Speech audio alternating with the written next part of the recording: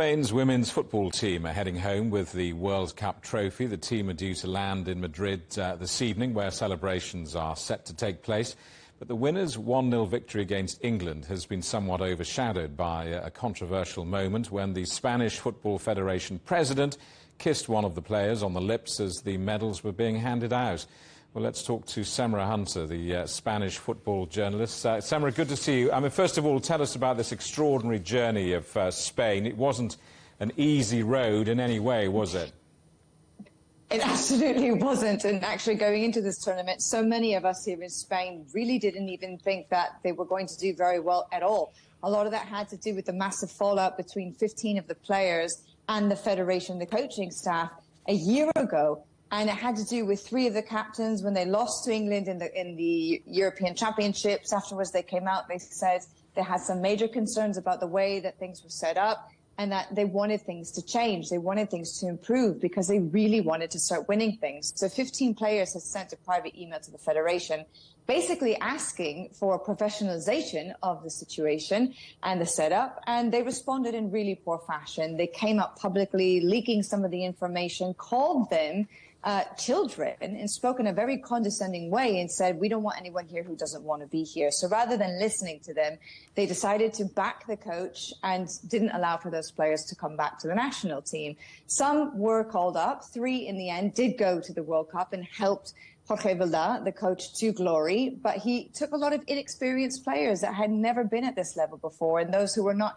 involved in this controversy. So in some ways, they were able to put this whole thing beside them, leave the elephant in the room as well aside, and actually come together in the face of adversity, rise like a phoenix from the ashes, quite frankly, and actually got the job done. The thing is, Spain has a lot of talent, and we saw that on display. So many of us are very proud and very happy that they were able to pull it out in the end.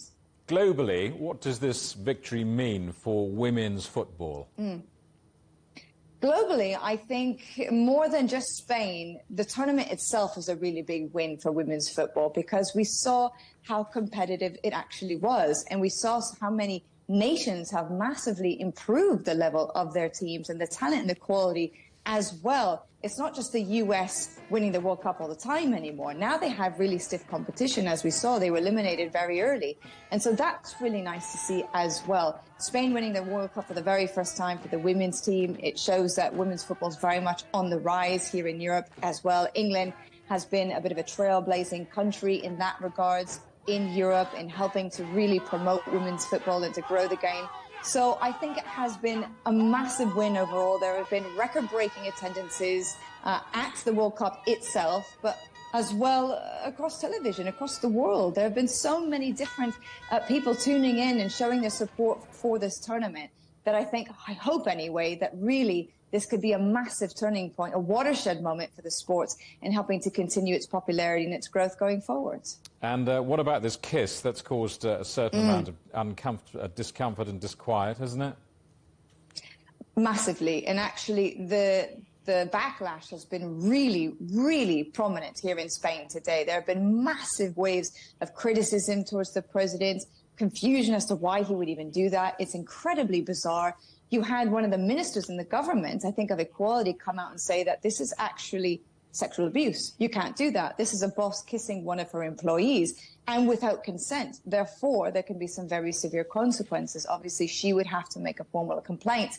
Both of them have come out and said, okay, let's not make a big deal of it. We just got caught up in the moment and the euphoria. It doesn't mean anything. We're just really good friends.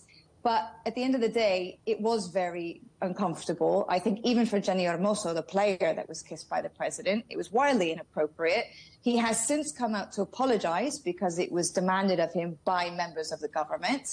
And now I think the question is what happens next? But hopefully it won't be a bit of a setback for women's football because now that's what everyone's talking about. They're talking about this controversy rather than focusing on the incredible, remarkable job that the women's team has done.